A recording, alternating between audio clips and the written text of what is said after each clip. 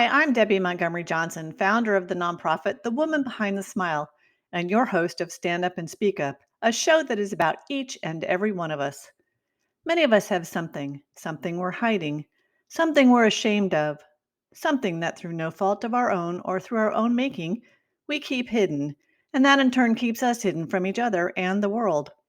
Good people go through terrible situations. Wise people know when and how to let it go. Everything that happens to us helps us grow, and while it may be hard to see it right away, the most important thing to do is to change your perception about your circumstances. Regardless of what your personal experiences or traumas have been, this showcase series is designed to ignite the light in you, as well as providing safe harbor, education, personal growth, and resources, so that no matter where you are on your journey, you'll have the courage to move on when you're ready. Stand Up and Speak Up features ordinary people who've been through extraordinary situations and struggles and then found the courage to step out from behind their smiles and speak up about their experiences and the lessons gleaned from those experiences. Everybody heals at a different pace, and we recognize that. So come on in, have a listen, and enjoy the ride at your own speed. It's a beautiful day in paradise, and this is Debbie coming to you from South Florida. And I love to say that with all my friends in Canada, but it has special meaning today because my guest is from Canada, and I'm so excited that she's here. I have Miss Kesha Christie. Kesha, thank you so much for being my special guest. Thank you so much for having me. I'm excited to be with you today. And everybody, today is a very special day for me because I'm kicking off my third season of Stand Up and Speak Up. This is the very first show of Stand Up and Speak Up for this season. And it's also my daughter's 31st birthday. And I woke up this morning to my grandkids singing happy birthday to their mom via FaceTime in my bedroom. And it was so much fun. It's a great day to start the day. And it's a beautiful sunny day down here in Florida. And Kesha and I are doing something different today too, where we actually are filming this show. I'm recording this show because I have a storyteller here. And a storyteller, yeah, you can listen to it on the radio and you can visualize, you can, think about things in your mind. But I wanted the audience in the replay to see Kesha tell her stories. So I'm really excited. Thank you again so much for being with me here today. Most welcome. So Kesha, as all my other guests for the most part, I have not met in person. And today it's fun because I really do get to see her on Zoom. And she is a good friend of my friend, Allison Harvey, who Allison I've interviewed a couple of times. She lives up in Ontario and she is woman on fire. And she is one hot tamale. She's in Trinidad right now, I believe, with her mom. And we just did a special thing where I actually saw Kesha for the first time. And we were doing inspirational messages for the month of April with Allison's Woman on Fire. And when I saw what Kesha does, and storytelling to me is just fun and exciting, I said, I've got to reach out to this woman. And I did. And she said yes when I asked her to be on the show. So what I like to do with my guests, though, Kesha, is go back in history a little bit. And for me, it's longer than for you. But I want to know about your background. Where did you grow up? And tell me a little bit about your family. Sure. I was born in Canada and my family background is Jamaican.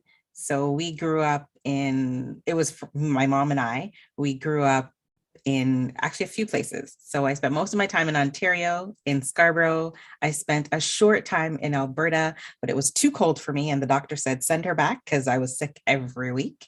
And we've been in Ontario ever since. And yeah, I have two younger sisters and they do amazing things themselves in their businesses and work. I also have two brothers on my dad's side who all live in Toronto or the GTA. And I also have an older sister who lives in Toronto as well. So we're, a sizable family. We spend time together because that's what's important. And every time we get together, there's always a story to share. I was going to say, what's your favorite story, but we'll get into that in a minute. When you were young, did you like reading and telling stories, or were you a sports person? What kind of stuff kept you busy? I was a bit of both. I loved reading and writing poetry, and I was into track. 100 meters, 200 meters. I was all about running at the time. It was freeing. So I loved to do it. And run away from the boys. Until I was a certain age, and then you run in the opposite direction. Absolutely, boys. I mean, I had three brothers, so they were my best buddies, and I played with them, and until I met all their buddies, and I was like, oh, I don't like your friends anymore. So, but that's fun, and reading is important too because it opens up the imagination, and it's always interesting to me to find people that are authors and whatever to see did they really read as kids, and was that a safe spot? So, what might have been one of your favorite books when you were young? Oh gosh, I loved Judy Blume. Oh, Back in the day, yeah, and Babysitter Club, those types of books. And then when I got a little bit older and we were exposed to Black authors, then I got into the Toni Morrison and those types of books. So as I got older, I was able to be more exposed to the books that were based in my culture. When we were younger, we found stories differently. Our stories were not written down, they were really told. And so it's really a rich oral tradition. And so it was easy for me to picture what was happening in the books because I was literally trained to see what's happening when I heard a story. Well, it's interesting. On my website, I actually have a comment or a message from Maya Angelou, and she says, there's no greater agony than bearing an untold story inside you. And I love that. And for us, especially in Stand Up and Speak Up, it's all about telling your story and getting it out because of the feeling it gives you from the inside out. And that was why I wanted to have a visual of you. Most of my guests are not on video, and you're the very first one. And it's because of storytelling, and it's because of the feelings that I've seen you portray in the stories that are so, so important.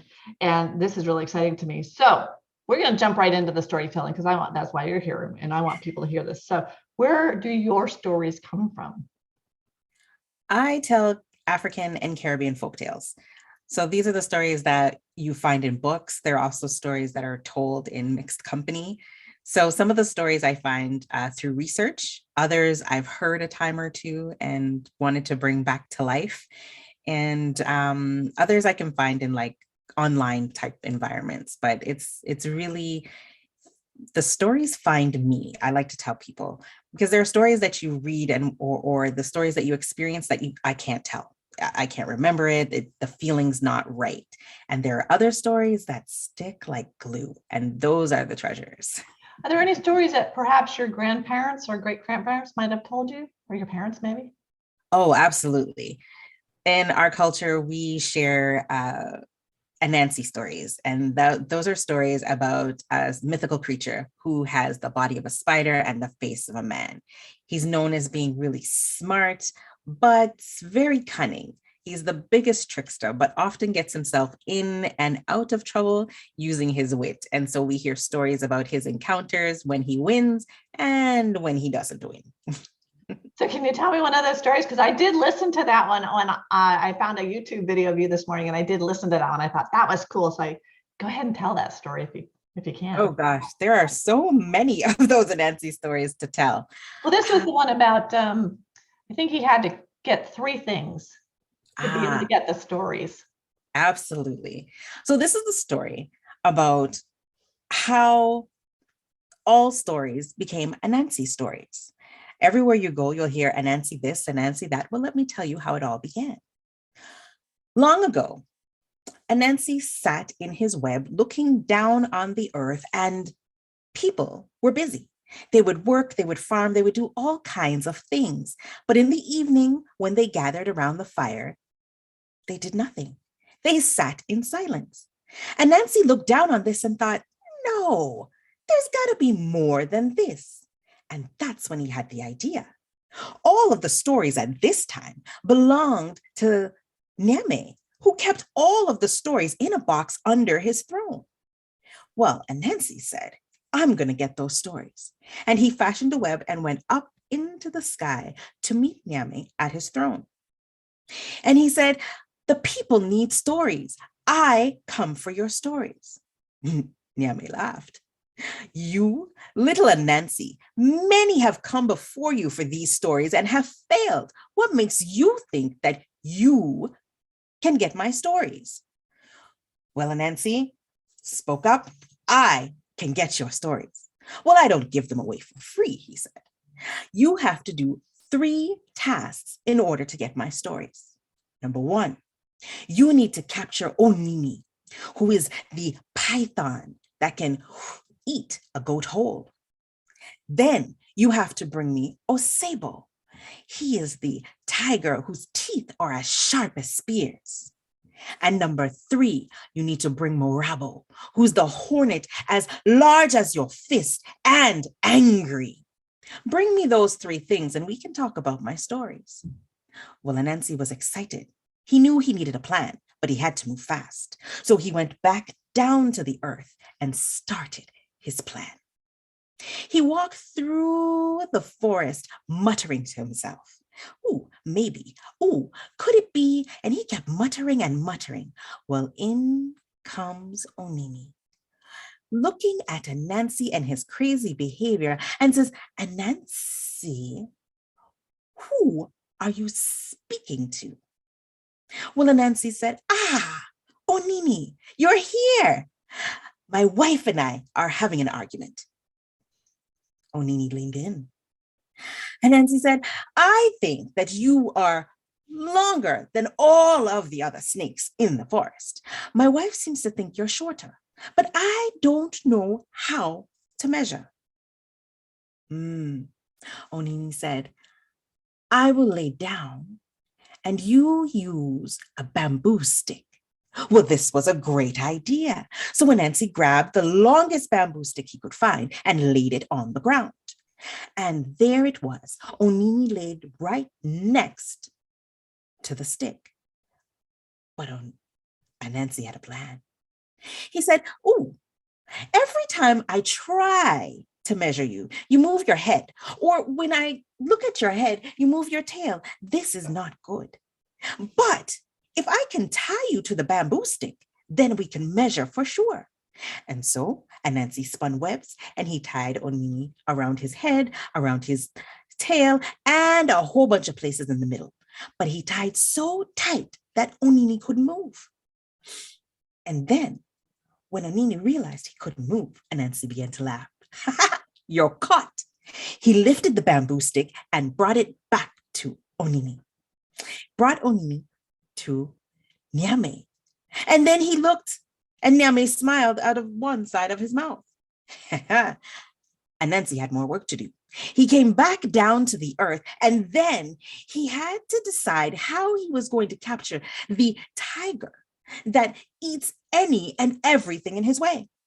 So Anansi dug a hole in the middle of the path that Osebo took each night to catch his prey. He made sure that that hole was deep and wide and covered it with leaves. When he was satisfied, Anansi went home. That night, Osebo came out looking for his prey. He was slow and sleek, and he kept walking until, whoops, he fell into the hole. When he looked around, he could not get out. It was just too tall and too wide. All he could do was walk around until morning. When Anansi came the next morning, he looked down in the hole and saw that he had caught Osebo. What are you doing down there? Anansi called. Osebo said, Anansi, why are you so foolish? I am stuck in this hole. Get me out. Anansi looked around and saw a young tree, and he tied one end of his web around the top of the tree. And then he lowered the other end down into the hole to Osebo. Well, then Osebo looked at the string and thought, what am I to do with that? And Nancy said, tie it around your tail. So he did. When the web was firm and the tree had bent down into the hole, and Nancy cut the string, and then the tree popped up to its full height, and up came Osebo, bouncing around and spinning in circles. Well, while he was spinning, Anansi kept spinning a web. And then Osebo was fully wrapped in a spider's web. He couldn't move. Anansi laughed. You're caught. He scooped up Osebo and brought him to Nyame. And Nyame smiled out of the other side of his mouth. But Anansi had more work He came back down to earth, thinking about how he would catch an angry hornet. As Nancy looked around, he saw a large calabash. It looked like a butternut squash. And he cut off the top, and he scooped out all of the goodness inside. He'd saved that for dinner. And he kept the lid. Then he filled it with water and went out to hunt for Marabo. When he got to Marabo's tree, he could hear the hornets inside buzzing, so he needed to finish his plan. And Nancy doused himself in water. And then he took the rest of the water and he poured it on the hornet's nest. Now you and I know hornets do not like water. They came out of the nest in anger. Zing, zing, zing. And there it was, Anansi with a large leaf. And he called out, "Oh, the rains must have come early." There the hornets were trying to figure out what they were going to do next because their home was soaked in water. And Nancy said, "Why don't you stay in my gourd? I'll wait till the rain passes and let you out." They had no other choice. The rains were already here and they could see water everywhere. They flew inside the gourd. Zing, zing, zing. When the last hornet flew in, and Nancy put on the lid and sealed it with his web. He carried it up to Nyame and brought it. Nyame looked at the gourd and said, "Nancy, what is this? I told you to bring me Marabo and you bring me a gourd?" And Nancy smiled. "Shake." Nyame shook the gourd, and all he could hear was the buzzing of the angry hornets. Zing, zing, zing. Ha, ha, ha. Nyame laughed a hard, full belly laugh. "Anansi, many have come before you and failed, and look at you, such a tiny creature, and you caught Onini, Osebo, and Morabo. Oh," he reached under his throne and pulled out the box of stories. He said, "Anansi, these stories are your stories. Anyone who tells these stories must know that they belong to you. They are now called Anansi stories." Well, Anansi said, "Yes, yes, yes, yes, yes," and took the box. And with that, he came back down to earth as quickly as he could. And he found the people where they were each evening, sitting by the fire, doing nothing. And Nancy opened this box and started to give out stories here, there, and everywhere. People started to tell stories. This person, that person, and the next. And these stories continued to be told from one generation to the other, so that to this day in Africa and in many places around the world, you can still hear these spider stories. Now, you've heard the story I've just told you. I encourage you to share them once again. That is fabulous. And I'm sitting here just going through it with you. And I was like, and I've heard it before. But thank you so much, because it just draws you in. And that's what I think is so important, is we need to take time to listen to that, to listen to those stories. You know, you and I were talking earlier about how we're all so busy, just busy, busy, busy. And our children have the attention span of a gnat. So when you tell these stories, who do you tell them to most often, and how do they react? I tell stories to mixed audiences. I love telling stories to senior groups because they tell you how they connect with the story. I remember when my aunt told me the story, or I remember telling stories about how tulips came to Canada. And one lady came to me and she said, I remember when the hospital became, neutral territory. And she could tell me her mother was there and she knew a nurse who worked in the ward. As part of that story, we'll save for another day. And I was just very amazed at the extra detail that she gave me that I can now tell the next time I share the story. And when you tell stories to younger children, their eyes light up because they relate to the characters. And for the younger children, I like to tell stories about how the little character wins over the bigger characters. So they see themselves in those characters.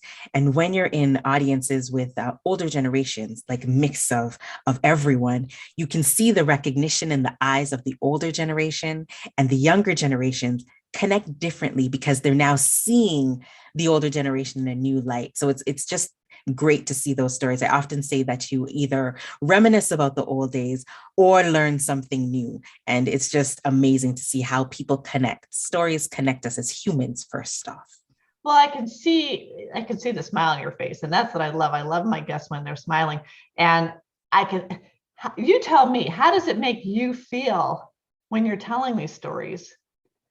And does it get better with time? Well, the stories change every time you tell them. It's really the audience draws out the story differently. So I always just say, I'm along for the ride. I don't know how the story is going to come out that day. I just kind of start the story and I let it go, because there are ancestors or there are messages that the audiences need to receive. And so whoever needs to hear it in a specific way, it comes out. Each folktale has a lesson, and it's also a way for us to look on our society and laugh at ourselves, think of things differently, as well as be thought-provoking and start conversations. So when the stories come out, I don't know what the message is supposed to be at the end of the day, but going on the journey with the listeners is fantastic. When I see eyes light up or hear laughter at the jokes, it just adds. It's a free flow of energy. You give and receive. It's amazing. And that's why I wanted to have you on video today, because that was important to me. And it's funny, as I'm sitting there listening to the story and thinking, well, gosh, he's really cunning and he's really clever and he's incredibly persistent. Yes. And all those things that we need to be as entrepreneurs and as parents and everything else. It's like, spur of the moment, he just came up with those things so quickly. It was fun. So you said something though about the story bringing tulips to Canada.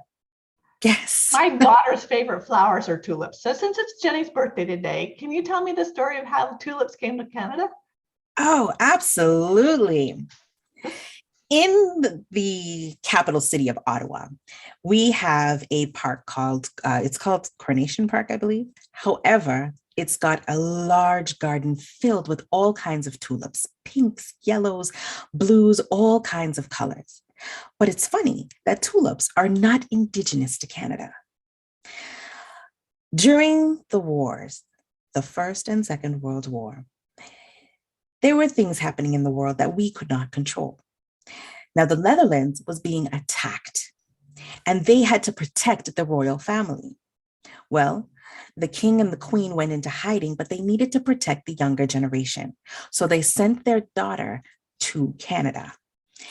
She was exiled for her safety. And so she lived in Canada in the Ottawa area. And well, of course, when you live so far away from your family, you build a new life, which she did. And she met someone, and of course, they fell in love, and there was a baby. Well, there was a little bit of a problem, because in Canada, when you're born in Canada, you're Canadian. However, in the Netherlands and in Dutch culture, whether you're where, it doesn't matter where you're born, you are considered to be Dutch. But this baby needed to be pure blood, which meant the baby could not go all the way back to the Netherlands in order to be born. The baby had to be born in Canada, but Canada had to figure out a way to make it so that the pure blood would still exist.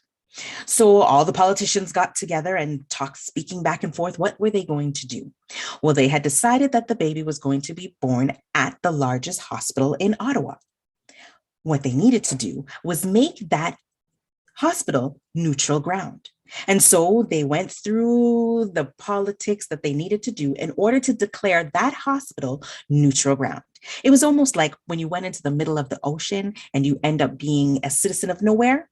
That is what Canada had to do for this hospital. Now, at first, they thought they would just make the ward neutral territory. And then they realized that they had to make it the entire hospital. And so when the princess went to give birth, she was giving birth in a hospital that was not considered to be a part of Canada for the moment. Once the baby girl was born, oh, it was a joyful noise. They heard crying, they heard laughter. Everyone was happy. Staff, mother, father, everyone was overjoyed. After the baby was born and mom had completed her recovery, she had to leave the hospital and return to her home. Once she returned to her home in Ottawa City, the hospital became a part of Canada once again. This way, not only was the child born as Dutch, the child had pure blood and didn't have to share citizenship with both Canada and the Netherlands. This child was born as a part of the royal kingdom in the Netherlands. Well, the royal family was overjoyed. And as the time went on, Canada decided to join the war efforts and deliver care packages to the Netherlands. Now they filled the planes with all kinds of supplies and they flew over the Netherlands, dropping these care packages here and there. And the people gathered tulips and set them out to say thank you. So as the planes flew over, they would see thank you written on the ground. And this was just joyful for all of the Canadian air pilots who flew to bring the care.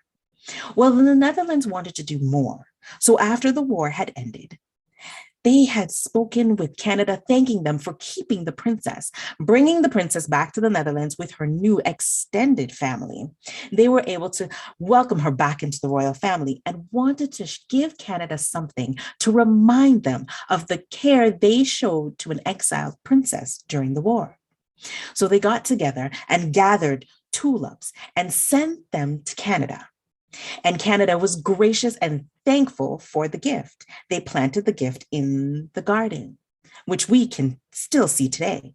But did you know that every year since then, including today, the Netherlands consistently send a shipment of tulips to Canada as a thank you for looking after the exiled princess? Well, how cool is that? So in that story, it makes you feel good because I love tulips, but there's history, there's family, there's fun, and I'm sure there's a little bit of truth in much of it, if not all of it. But what a great way to get that across to people. That was just fun. So thank you for saying that. So are there special stories for different holidays and birthdays and Yes, well, that's the beauty of folktales. They can fit into whatever's happening in the world differently. I mean, you won't hear a story about, oh, let's tell you about Johnny's birthday, but there will be a celebration that happens in the story that happens to be related to a birthday and kind of what happens, or, putting together a party and the struggles of dealing with different personalities and how it all works out in the end. So there's always a lesson to learn in each of the folktales that we tell. And I find that whether you're telling a story from Africa or the different islands in the Caribbean, they all have influences from where the story originated. So in Africa, a lot of the culture is a little bit different, but in the Caribbean, there's the commonality of where they're located, but each island has a different influence. For example, the character might change a little bit because, it's a story from St. Lucia where they tell more Copper rabbit stories, who is the trickster that Anansi is. And then you'll travel to the Bahamas where they have Babuki and Barabi, which is a goat and a sheep type characters who are the tricksters in their island. So the characters might change a little bit, but the content is the same. The themes are the same, and the lessons are very similar. It doesn't matter how the story changes. I mean, you played the game telephone, where Yes. someone starts a story, and by the time you get around the room, it's not the same story. It's got the same flavor and it's fun, but it's just, for me, it's the way you tell it and the inflection in your voice. And you do this professionally, but it's not your profession. You actually tell us a little bit about the real Kesha. I am an insurance broker. And I spend my days communicating with CFOs, CEOs, explaining their insurance, where they need insurance, where we can help with a little bit more, and different things like that. Sometimes people call me angry because their premium increases, but I do a lot of reading of very, let's say, dry contracts. So you're reading it for the content to, give back information, and it's not a creative outlet. And I believe that everyone needs a creative outlet, whether it be journaling or yoga, wherever you find beauty, gardening, everyone needs something. And for me, it's storytelling. And it's just, I can be my most authentic self in my purest form when I tell stories. And I mean, the lessons that I've learned in storytelling, I do bring back to my workplace, but I like having that little interesting piece. I'm a different broker than most. Well, and it's interesting that you are in insurance. I actually have my license too, but when I think of insurance in my life, the most defining moment was right after my husband had passed away, and he had canceled our life insurance 2 months before he died. And the reason he did that is because his premium went up from $100 a month to $500 or $600 a month, and he refused to pay that. And we didn't have a relationship with our insurance agent, which I've spoken to insurance agents since then saying it's not a transaction, it is a relation. And I can see that your storytelling it could break the ice, because I would want to speak with you and find out about that stuff. So has it given you some ins into working with your clients? And Absolutely. You are more relatable, because now a lot of people, when they're telling you the facts and your premiums and this and that, they're giving you the numbers, and people don't connect to numbers. Now you can tell them the story. So I can say, your premiums increased, but this is what it looks like. Your premium may have increased, but think about it that, the worst happens to your family. It's not a great conversation to have, but you can now have, introduce it that way. When people can see themselves in a situation, or they can relate to the situation that you're presenting, it's easier for them. For example, I had a conversation with someone a few weeks ago about cyber insurance, which is ever changing and ever increasing. And so premiums are increasing by 300% in some cases.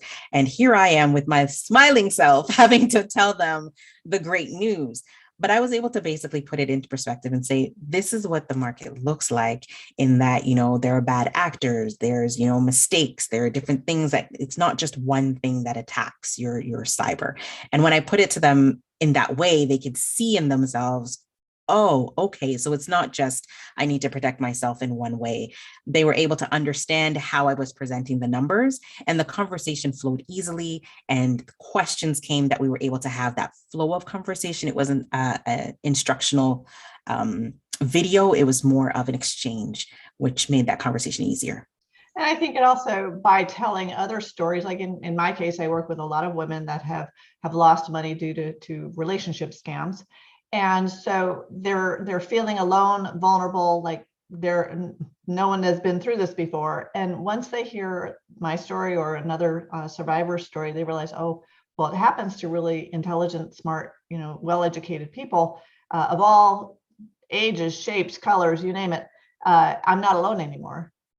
But when I tell my insurance story, especially to a group of widows or business people, it's now, you guys, listen to this story, because this is how it affects families. It will affect you. And my husband kept thinking, yeah, it's not going to happen to me. We got enough, investments and all this kind of stuff. And I'm thinking, oops, well, nope, I really wish you had done that. It was the only thing I was mad at him about after the fact. Because I was mad at him for dying, because he died suddenly, but I got over that. But it was those things in my moments of frustration. Why did you do that? Why? And I came down to not knowing who the agent was, not having that relationship, and not looking at the repercussions of what might happen. And I would imagine in your situation, you've heard lots of those stories, and you can relay those when you're talking to a new client who's saying, yeah, I don't need that. Oh. Exactly. Having those stories make people listen more. Statistics are great, but it's like, oh yeah, 15%, yeah, 5%. Because when they're listening to those numbers, it's the that's not me effect.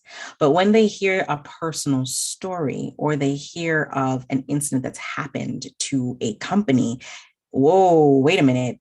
I have somebody who does that, or now they see themselves and making that connection to the story allows them to see those statistics differently. Right, which is it's so important. And I mean, my whole show is called Stand Up and Speak Up. It's about stories. It's about people that have had something happen in their life. And when you hit rock bottom, it's like, so how do you rise above? So let's get personal. You had a moment in your life when you felt like you were at the bottom, and how did you get out of it? You got out of it because you got a smile on your face, but don't be the woman, don't be the woman behind the smile, like my story. Actually, it's not just one moment. I've fallen on my face a number of times in my life, and it had a lot to do with some with self-esteem, some with not understanding finances, others not understanding my body, gaining a lot of weight, and then not understanding what that looks like on the rest of your life, the health implications, the struggling with your children. I couldn't run behind my oldest daughter sometimes because I was too heavy. But then realizing that I was overeating because I was stressed out about not being able to provide for my family in the way that I could. When you're making lower income, you're constantly thinking about how are you going to pay the next, as opposed to enjoying yourself in the moment. So there's times when you end up on autopilot. And then what do you do? I remember hitting a moment in my life where I don't remember being there. I mean, I did all of the things I was supposed to. I woke up, brushed teeth, took care of my daughter, took her to daycare, went to work every day, came back home, cooked dinner, went to sleep, got up, did the same thing the next day. But I don't remember being present in those moments. And it took me a moment to really stop and wake myself up. And I did that one day looking in the mirror. And when you stare into your own eyes, it's a whole mystifying thing, but you're able to really see yourself. And when I looked in the mirror, I didn't recognize who was looking back at me. And I was like, okay, this isn't me. I am happy, but no one can see that right now. I'm joyful, but no one can feel that right now. This has to change.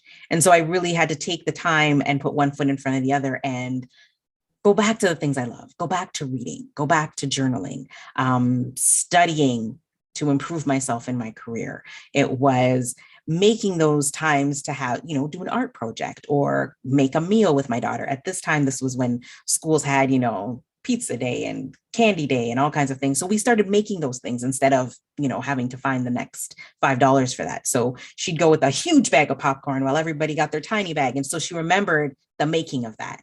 And so I was like, okay, I was in that moment because I remember it too. And I kept taking those moments of being present and started stringing them together until I was consistently present in my life at all times.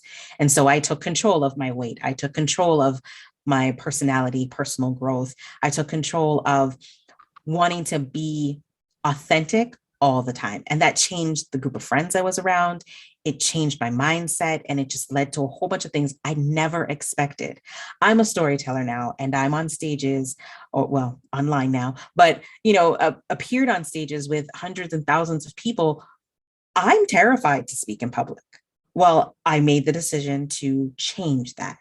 I joined Toastmasters. I called myself a storyteller. I started doing videos. I started speaking for events and different things, one step at a time, until I became comfortable. And now I'm always breaking my comfort zone. As soon as I feel too comfortable, I reach a little bit higher and find something new to reach for, so that I'm not being stagnant. I'm always reaching for that higher self and being present. And when you change your mindset on a lot of things, it's not all things all at once. It's one or two things that you do consistently that end up changing your entire life. Well, I was taking that first step. I've been reading a great book called by Susan Jeffords called Feel the Fear and Do It Anyway. And we're never going to have a life without fear. It's actually what makes us grow. And sometimes we want to just get through it quickly, or become comfortable being uncomfortable in that fear. And for you and for me originally, the speaking up part was very daunting. And I just kind of jumped. I remember a couple of years ago, someone sent me a video, or someone sent me a link and said, hey, the California Women's Conference is doing their first speak off. Why don't you send a video in? Well, I was like you. I was like, oh, I don't know if I could do the video myself. I just did it. And I sent it in saying, what the heck? Let's just do it, right? And then I get this call. Hey, we want you to come to California. You're one of the 3 finalists in the speak off. And I was like, oh my gosh, what am I doing? And I called all my friends at Women's Prosperity Network, because it's the first group that I told my story to. And they were all going to be at that conference. And they're like, we'll be there. And that was really important. I mean, I practiced in the bathroom. I practiced in my office. I practiced in front of mirrors. I practiced in front of my phones. It's like, you just tell it and tell it till you, the story now is part of you. And it might come out a little different than you planned, but it's still going to come out. Absolutely. Specific period of time. But the most important part for me was knowing that my friends were down at the bottom of the stage. I couldn't see them. It was dark, but I knew they were there. I could hear them, hear the whoop, whoop. And once you did it, and of course then I won it, and that was really cool. But it was just the fact that I did it. And I say, just jump, just do it. And the worst thing is that you would have bombed and it would, you wouldn't tell a story again. But that worst case rarely happens. Definitely. So it's the mindset. So how did you, well, I know how you did it, but did you feel like you were the woman behind the smile in many times? Yes. I was, like I said, I wasn't always present, but once I made the decision to be present and be as much my authentic self until I could do, Maya Angelou, I believe, said that you do something until you know better. And when you know better, you do better. So I just kind of kept, I know this, I'm going to go with this. And when I learned something new, I did that until I found myself being, I'm now in the range of 95 to 100% my authentic self. There are moments when you have doubt, but you push through it. And it's like you said, just do it. So I started saying yes to all kinds of things. And, I said I'd figure it out later. And saying that yes allowed me to make a commitment to myself. Getting it done allowed me to complete that commitment to whoever asked me to do whatever the task was. And that feeling of completion was that, yeah, you thought you could, you did. So now all of those quotes and phrases were becoming true because I was living them and I got excited. So it's like, okay, let's do the next one. What's next? And I mean, there are times when you're still afraid, but you know what? You have to do them afraid. Do you remember the first time that you told a story and got out on stage? I do. How'd you feel? Oh gosh. It was a Black History Month event at my church, and my pastor's always doing different things, and he was looking for something different for this year. And I raised my hand and said, I'm a storyteller. Haven't told stories in public yet, but I'm a storyteller and I'm happy to, share my services with you. He said, send me a video. So I did the video. I sent it over, did it in my mom's basement, sent it over. And he said, yeah, we want to have you. Okay, great. And he's like, yep, any of your audio that you need to bring, make sure we have that ahead of time. Audio? Okay, great, no problem. So I told my mom, my aunt, I said, I'm going to be a storyteller. I'm going to tell it at church. This is what I need. And so I wore the Jamaican folk dress, which is a bandana. It's a hair tie with a white top, and the same pattern on your head is on your skirt. And I had my shoes. And then I said, okay, well, if I'm going to do this, I got to have music, right? Everybody loves music. So I found the Jamaican welcome song, which is Long Time Gal. And so I had the instrumental for that. And then I had like a song that they were going to play when I was walking off the stage. And everybody thought all of those were for the audience, but those were for me. So we're at presentation day. The church is filled. And I was just like, okay, this is new, but we're gonna just keep going with the feeling. I had my head tie on. Everybody was so excited and they're coming up to me, giving me encouragement. I was still terrified. And we have a folklorist, Dr. Louise Bennett Cloverly, affectionately known as Miss Lou. I actually met her in person. So I remember watching her on stage and all of that was starting to come back to me. And right as the music started, my heart started to and I heard her voice say, open up your mouth. And I was like, okay. So I sashayed up on that stage. I can't really remember everything that happened, but I walked up on that stage. I took that mic, I moved the stand to the side, and I let out that story. I heard laughter. I heard, yeah, I heard clapping throughout the story. So I was like, this is good. I don't know about anybody else, but it sounds good to me. And I kept going and going and going until the end. And when the closing music played, I was just in my zone. I shook the pastor's hand and sashayed off the stage. And when I sat back down, my heart started going. But by then, it was done. And it felt like it was the most beautiful thing. And when I exited the church that day, everyone gave me so many compliments. I was like, yes, I'm officially a storyteller now. I can feel that moment. That is so exciting. And the confidence that it gave you at that point, probably for everything, did it change how you presented yourself at work? Yes. Yes. In what ways? Well, learning to do public speaking, I did that through Toastmasters. So even, attending a few minutes, you feel a little more confident with that. But being in front of that many people on a platform, realizing that no matter where you are home. Home is where you are. It's not necessarily a building, family, all those things are nice to have. But if you feel home where you are, you can ask that complicated question in the workplace. Or if somebody's saying something that you don't understand, I've learned over time that 9 times out of 10, you're not the only one confused in the room, but you are the one bold enough to ask the question. So if your home is with you, when you're in that space, at that table, on that stage, in front of all those people, your home is here. So you confidently ask your question because you're safe. You're home, you're safe. You ask, you say, you speak, you instruct, you inform, you entertain, because you're confidently in your own space. And it's funny, you'll realize once you've said something, others were thinking the same thing, or they're grateful that you asked.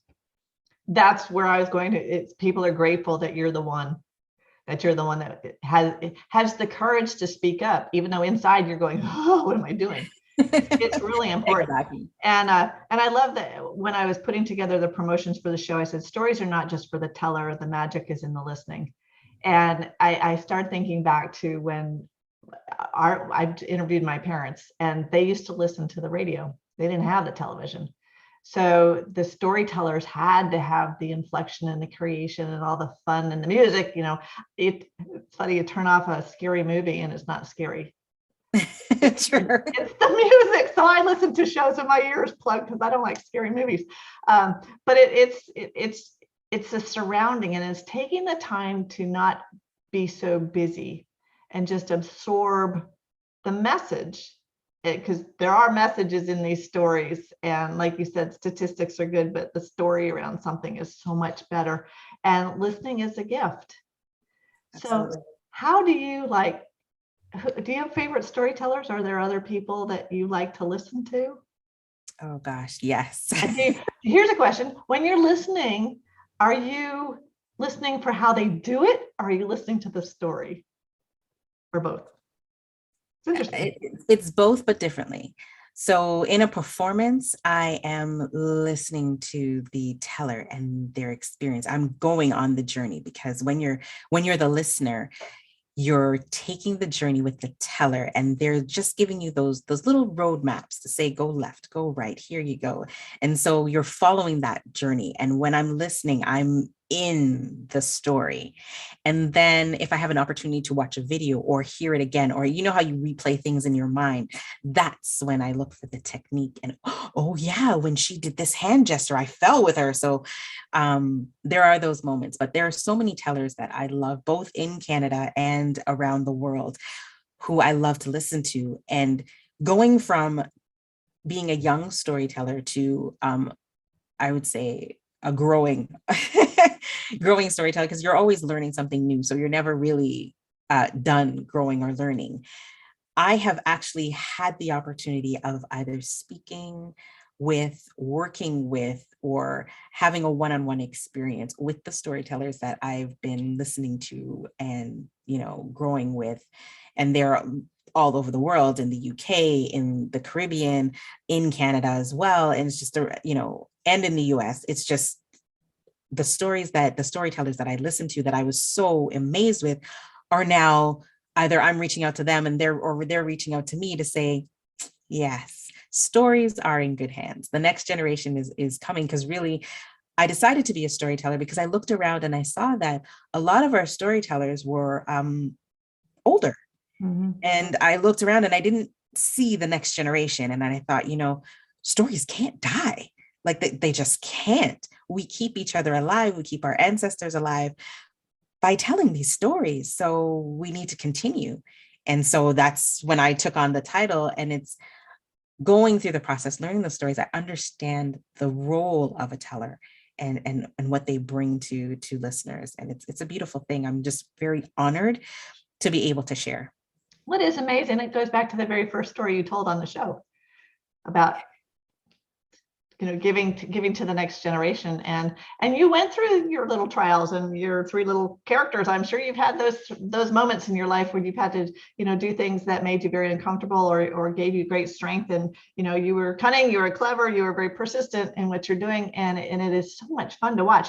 Now our Zoom call is going to run out before our audio call. I did listen to a story online that you did, and it was called The Bird of 1,000 Colors. Can I get you to tell that one? Absolutely. Okay. The birds were rulers among themselves. They lived in the rainforest and they did all kinds of things, but they needed to have a ruler. Who was going to be the head of all the birds? Well, birds were beautiful. There were blue birds, there were yellow birds, green, every color you could think of, there was a bird that color. There was one bird who was a color you wouldn't expect, and that is really the turkey. Turkey had brown feathers, and that was it. So when the birds called for an election, the turkey was excited because he knew that he was definitely the one for the job, and he would strut his stuff. But he had that same problem we talked about earlier. His feathers, they were brown. When he looked at the peacock, he thought, all of that beauty is wasted. Those blues and greens and black and white. He looked down at himself, brown. Then he was looking at the other birds, the parakeets and all of their colors, and he just had brown feathers. How could he win this election with brown feathers? As he was complaining to himself, a small bird heard him speaking. And she said, I can help you. You can borrow my feathers. I can? Turkey was so excited. Yes, you can borrow my feathers, and after the election, return them. Well, Turkey was so excited. And that's when they took the feathers from the little bird and put them in with his brown feathers. Before Turkey knew it, he was the most beautiful thing he had ever seen. And on election day, when Turkey strutted his stuff in front of all the other birds, they all agreed that Turkey was the most beautiful. And not only that, he could do the job. So Turkey was elected to be ruler over all of the birds. He won. And so exciting. He couldn't wait. He was strutting his stuff all over the place, telling birds what to do, where to go, what to build, how to build it. He was having a wonderful time. Some time had passed, and Turkey still had those special feathers. Well, the tiny bird was starting to feel really cold. The season was changing, and who wanted to see a naked bird?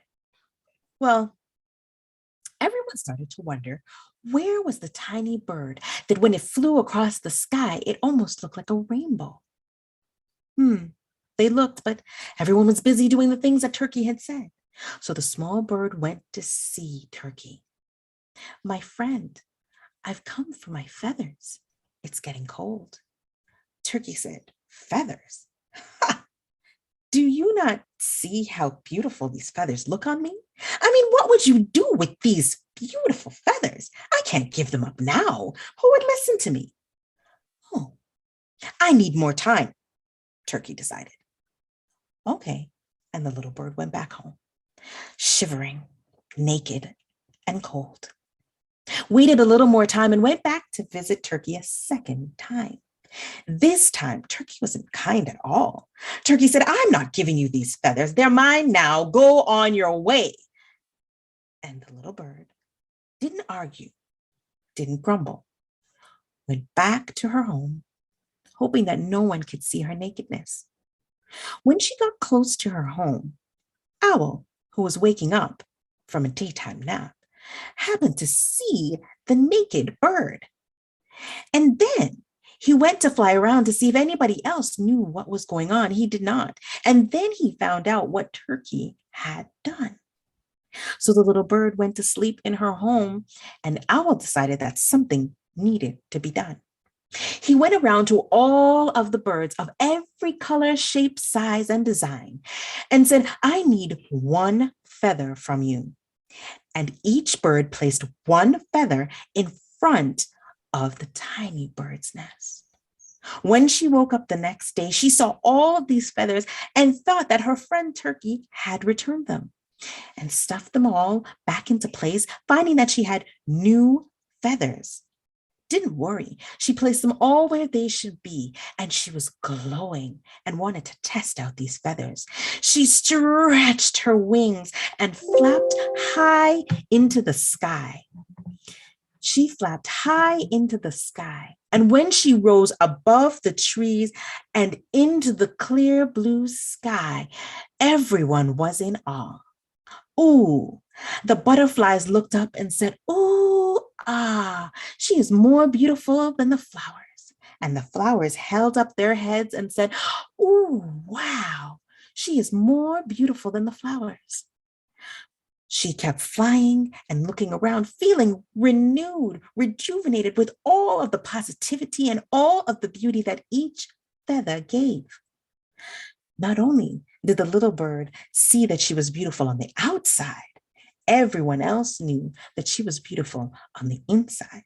So it didn't matter what Turkey had done. This bird was beautiful inside and out. Clap, clap, clap, clap, clap. Yay! That is so cute. I love the story of the bird of the thousand feathers. And thank you so much for telling it. And thank you for so much for being my guest today. It's a pleasure meeting you and seeing you give this story out. And in our replay, I'm really excited to actually have the video of this. And it's just delightful that you're doing what you're doing, that you're passing on these stories in such a neat way. And I'm sure your little ones love hearing Mama speak. And I know I did, and I look forward to sharing this with our community. So Kesha, I appreciate your time. Stay warm up there in Canada. Give all my buddies up in Canada big hugs, and you're welcome down in South Florida anytime. But thank you again so much for sharing your talent and educating us with the stories, but for the most part for giving me a moment of joy listening to you give out to tell your stories. So thank you again so very much for being my special guest today. Thank you so much, Debbie, for having me. It's been a pleasure. And yes, I will tell everyone hello and give them hugs on your behalf. Thank you again. All right, my friend. Have a great, wonderful day. You too. All right. See you later. Bye. I know. Thank you for listening to Stand Up and Speak Up. We are dedicated to encouraging you to remove the mask of embarrassment and to being your best self. If you are the victim of a scam or cybercrime, please visit againstscams.org for assistance and guidance about options and recovery. SCARS, the Society of Citizens Against Relationship Scams, is an incorporated nonprofit crime victims assistance organization based in Miami, Florida, supporting scam victims worldwide. If you can, make a small donation to help victims around the world receive the help they need. This episode has been sponsored by BenfoComplete.com, a vitamin supplement company that supports happy and healthy hands and feet for those with neuropathy. If you or anyone you know struggles with the pins and needles or numbness in their hands and feet, check out our benfotiamine products at benfocomplete.com. Use the special code STANDUP for a 5% discount on your purchase. Again, thank you for being with us today. Go to my website, The Woman Behind the Smile, for additional resources and information. Subscribe to my YouTube channel and enjoy the replays. My books are all available on Amazon.com and Audible, and I encourage you to join us again. Have a great day.